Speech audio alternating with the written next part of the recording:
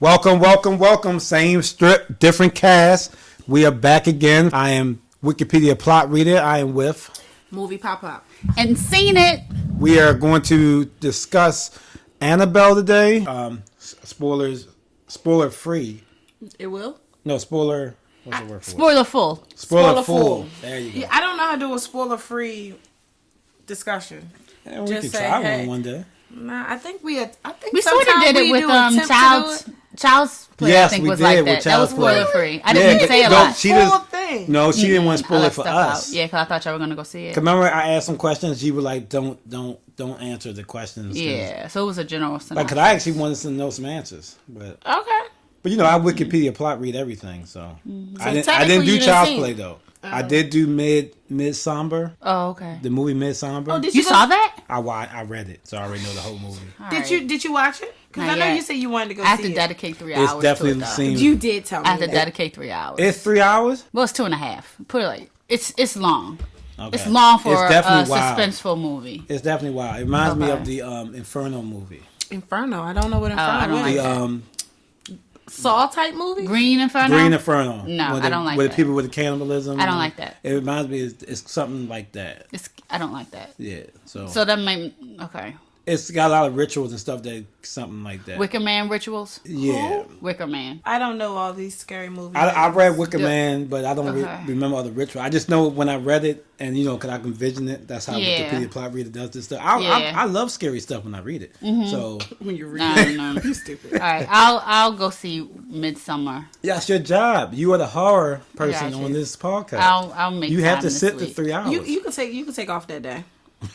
All right, well, back to what we were doing. So, Teresa saw Annabelle. Mm-hmm. The other two people on this podcast missed it because we had other prior engagements, but we wanted to see it very badly. No, I didn't miss it. I purposely was not going to see it, and I did not want to see it badly. Supposed to say it like that. No, but All right, but let's jump into this Annabelle. Teresa, you saw Annabelle. Is this spoiler free or spoiler full? What are we doing? No, it'll be spoilerful. All right, so spoiler warnings for you people that did not see Annabelle. I know a little bit about Annabelle only because I did watch. I'm sure doing later in the the cut. What's the Conjuring?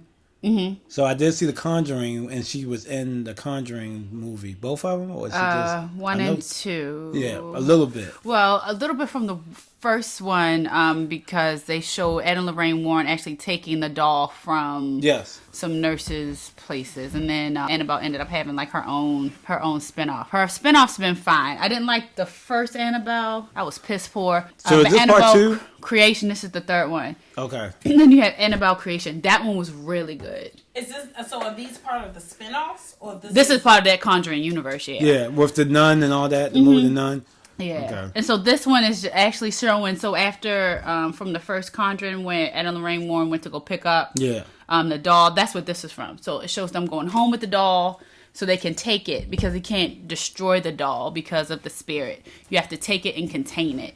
Okay. And so that's what they're doing. So they get home, the priest is there, and they actually enclose her in like a blessed, I don't want to say coffin, but like something that the Pope might write in. So it's something like that, something that's been blessed, and that's what they encase her in. Ed and Lorraine Warren are only there like the first 15 minutes of the movie.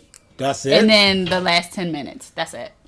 The movie is about Ed and Lorraine Warren. They either go on a quick vacation or they go to do one of their little ritual type, not ritual, but something like that. Yeah. Only for one night that they're gone. And so then there's the babysitter who watches their daughter Judy. Yeah.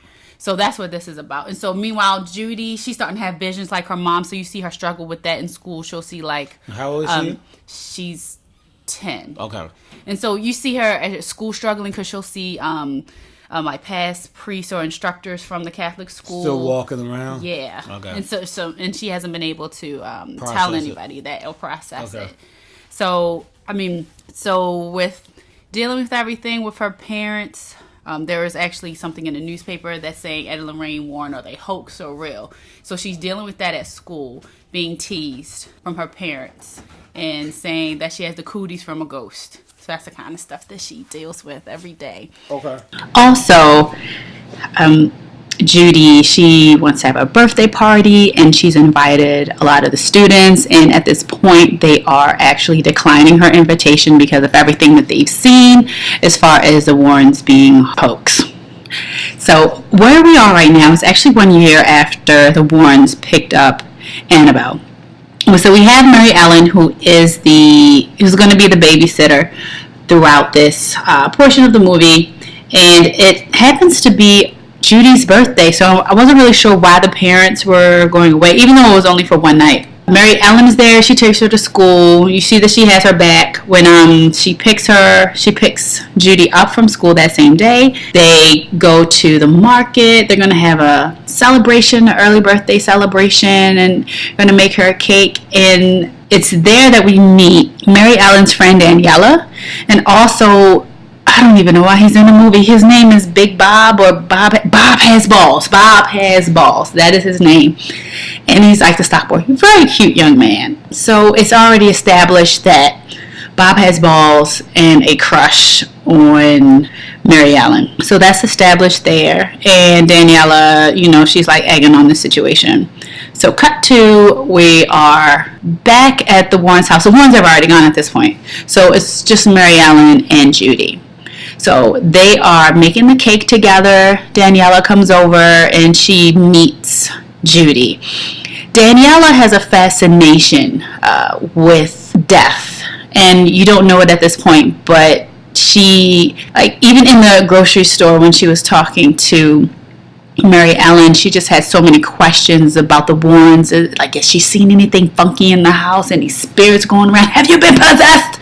So different things. And so I feel like that was what prompted her to even go over there to the Warrens' house with Judy and Mary Ellen. So while they're there, Daniela actually gives Judy a gift, some roller skates. And Daniela offers to watch the cake as Judy and Mary Ellen go out to, just to try the skates out. So when they leave, before they leave though, Mary Ellen does tell Daniela not to touch anything, to stay in the kitchen. Of course she doesn't do that.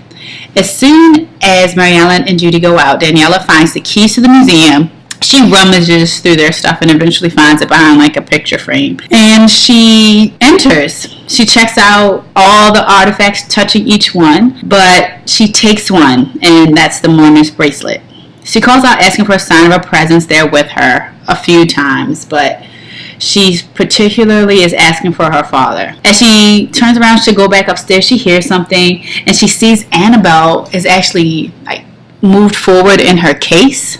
And so what she does, she uses the key to open it back up, to open up the case to push Annabelle back. Then she hears the smoke alarm, and then she actually ends up leaving it open because she runs. She hears the smoke alarm for the cake that she's supposed to be watching, and then she leaves it, and then Annabelle she falls out. She falls out the fucking case. Judy and Mary Ellen come back. Oh no, why the cake? And she's like, I'm so sorry, I got distracted with doing nothing, not being in the basement. And so I can't even remember if they made another cake, but they did go outside, I'm gonna say, to feed the chickens or something. And while they are outside, all three of them, and Daniela confesses to, I shouldn't even say confess, but in talking to Judy, the boy at school who gives Judy a hard time, Anthony, is actually Daniela's little brother. So it's like Judy's confiding in her, telling her about all the bullying and stuff in school, and it seems like Daniela's gonna have her back. So as she's doing that, she thinks she sees her dad in the window at the house, and then she pretty much just leaves the conversation. So Judy and Mary Ellen follow her like, what's going on? That prompts all the girls to start looking through the files and just talking about the different things that the Warrens have done, asking questions, playing movies. Then who comes over? Oh, Bob's Got Balls comes over just to say, hey, I'm across the street. And then Mary Ellen's like, no, I can't even have any boys here. So I did want to point out that while the ladies were in the basement looking at all the artifacts, that Daniela, she finds stuff about a werewolf or a hellhound, the ferryman, which comes later. The hellhound comes into play later. The ferryman comes into play later with the coins in the eyes. And what appears to be La Llorona, I only say that because it's a wedding dress. And that's La Llorona. She killed her kids in the, spoiler, she killed her kids, well, it's actually like a folktale, killed her kids in the wedding dress. So that's what I presume the wedding dress figure is that comes up later. There's just so much little stuff that happens in this movie. I can't even get all into it. The girls have fun. They play games. When it's time to go to bed, Daniela leaves. She does realize that she has the keys with her, so she actually sneaks back into the house. Meanwhile, Mary Ellen's putting Judy to bed, and Judy asks about Daniela, and Mary Ellen she actually tells her the story about how Daniela's father died and Daniela was driving the car. And so she feels that it was her fault because she was driving. They got into an accident. She feels like it's her fault, and so she's carrying this guilt. And so, I did like that part because it kind of shows why she's so nosy, and she's not doing anything that's vindictive or a character that you don't like because they're just being, I don't know, like, I'm not even manipulative, but just, I want to mess with everything in the basement. Let me touch. She wasn't like that. She was doing it because she was sad, and she was looking for closure, and she feels horrible about what happened to her dad. So even before Daniela left, there were like some funky things going around in the house, like not Annabelle, but the little girl B from the second Annabelle creation was tapping on the door. What was seen in commercials, she was doing that. So that happened. I think that was only funky thing that happened during the day. And besides them playing the touchy-feely game, which you saw was in the artifact room, but nothing happened. So cut back to that evening when Daniela goes back into the museum. She wanted to return the keys, and she actually sees the spirit of her father in the mirror. But when she turns to face him, his face is mutilated and blames her for his death. So she goes to run out of there, but the door locks and traps her in there. Then this funky television comes on, which is really weird because it actually can tell the future up to maybe, like, I don't know, I compare it to Scream. You see 30 seconds, I don't know, in the future or something like that. It was pretty weird. So while that's happening, Mary Ellen is doing her homework, and she hears something, and so then she goes to check it out. So she does that. The lights go out in the house. She has her flashlight, and she actually comes into contact with the ferryman. And so that was a guy that I mentioned earlier that has like the different coins and everything. And so it was just a bunch of jump scares. I can't believe that this movie was rated PG-13. It was rated R. If this was PG-13, I could see it because of the amount of jump scares, and I feel like teenagers need that. But when you're a little bit older, an R-rated movie, jump scares, that's just not what's happening.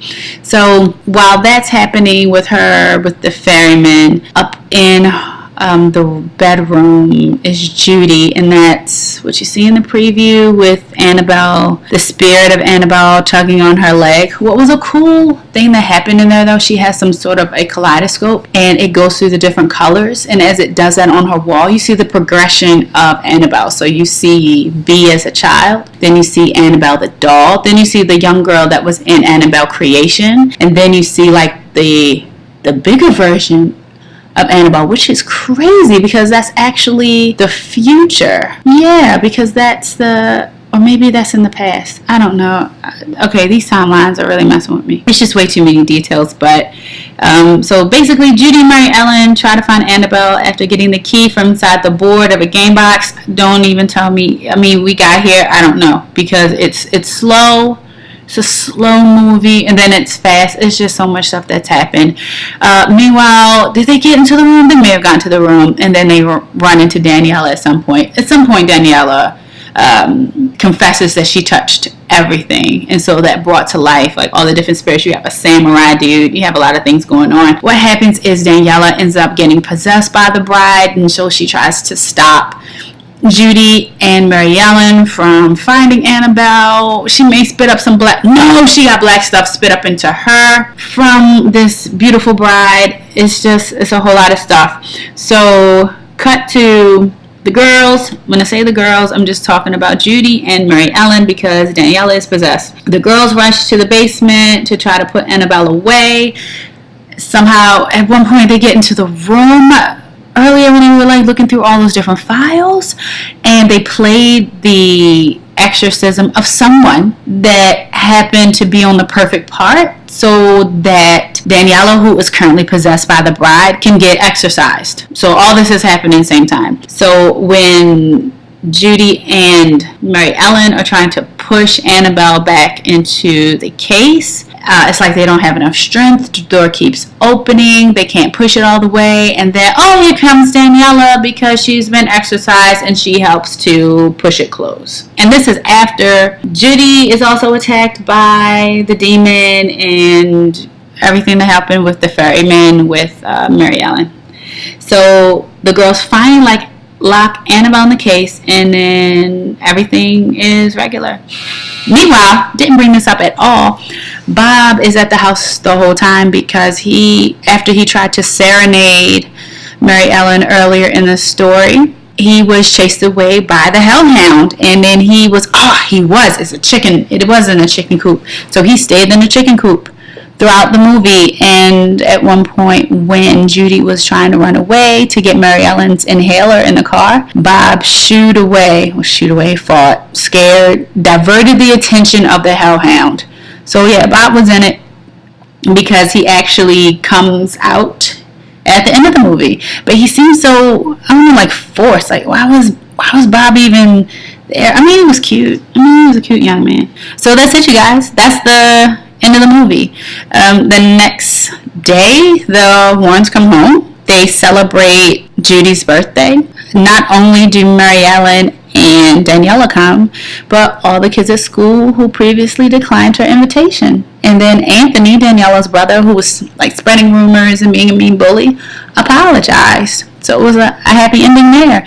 And then Lorraine Warren took Daniela, asking if she could speak to her for a minute, and she took her into the basement and took out that locket, which still had her father's picture in it, and gave it back to her. And Lorraine gave her some encouraging words that, her dad wasn't upset and he loves her and he's proud of her, something along those lines. And so that was the closure that she needed. Yep. And that was it. Thank you so much for joining Same Script, Different Cast, the very short summary of Annabelle. It was okay. If it as an R-rated movie, I give it a C-. If this was a PG-13, I would have given it a B. It was average. It's nothing like the first Conjuring or Annabelle Creation. I was disappointed, but I got the AMC pass to see 3 movies a week, so I'll see as many as I can. So thanks so much for joining us. Please follow us on social media at SSDC Podcast. You can find us on SoundCloud. Some of our work is on YouTube, and some other, if you want to watch Halloween, that's also on YouTube if you're into horror movies. But please check us out on SoundCloud, and till the next time, thanks so much.